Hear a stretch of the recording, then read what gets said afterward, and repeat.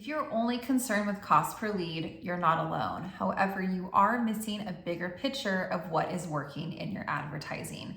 Today, I'm going to go over different metrics that you should be paying attention to outside of cost per lead. Hi, I'm Marilena, founder of ML Media. MedSpa owners hire me to help grow their business through digital marketing. This might seem really obvious, so I'm going to say it anyway. It's so important to set KPIs, KPI meaning key performance indicators, for all of your paid media campaigns. This tells us whether the ad is performing well, if it's hitting expectations, or if we need to make adjustments. Now, the main KPI that we're looking at is cost per lead, and I want to dive into that a little bit. A lead is essentially someone gave you their information. So whether that's a phone call or something that they submitted on your website or they gave you an email, that is an actual lead. It doesn't necessarily mean that they booked the service. That comes in later in the picture. The cost per lead, it's easy to look at as one blanket value, a dollar value for all of your campaigns. However, I encourage you to take this one step further and look at which types of services have which cost per lead.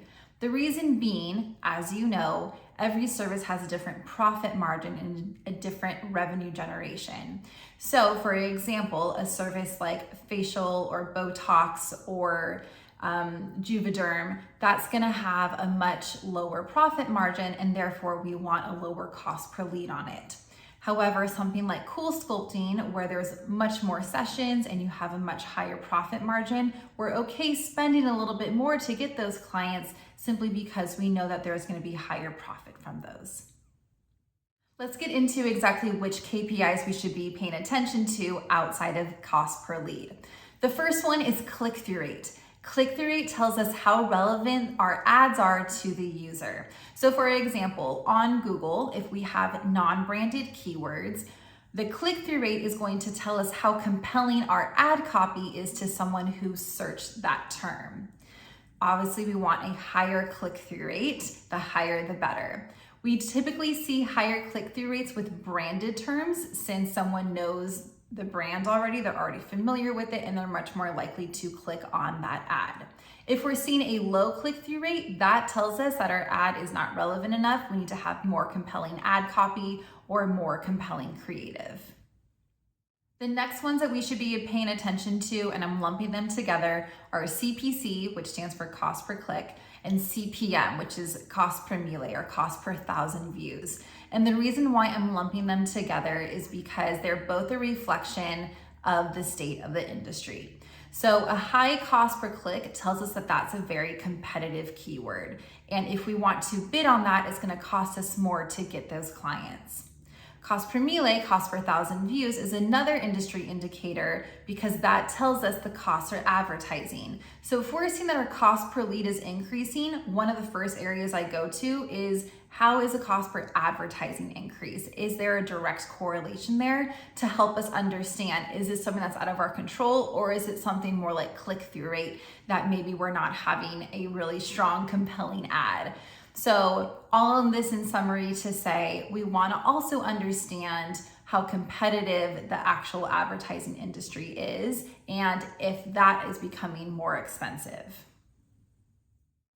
Another really important KPI is conversion rate. So what this tells us is someone has seen our ad, they have clicked on it, and now they're at our website. The conversion rate tells us how many of them actually submitted information. So of those who have clicked, how many were willing to give their contact information.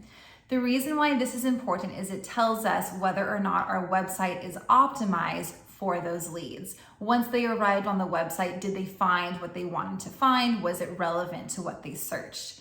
And if this is too low for us, we can always test different landing pages or adjust the ad copy on that landing page. I'm going to throw in one more here, and that's frequency. Frequency describes how many times one user has seen your ad from that campaign on that platform. And the reason why I say on that platform is because it doesn't take into consideration how many times you've seen your ads on other platforms. Now we know the rule of sevens. We know that people need to be exposed to your brand about 7 times before making a decision and contacting you. However, we don't want frequency to be too high. For example, let's say you've seen an ad 10 times. Well, you've already had 10 chances to convert or contact someone. Chances are you're not going to take action after those 10 times. So we don't want frequency to be too high. Now, frequency is calculated by taking the number of impressions divided by the reach. Impressions means how many times your ad has been served, and reach is how many unique users have actually seen your ad. So that's why those two values may not necessarily be the same in your campaigns. So all in all, we want the frequency to not be too high because we want to make sure that we're saving that ad spend for other potential clients. I hope that was helpful. If you need help analyzing your data or you just want to learn more about this, let's chat. See you next time.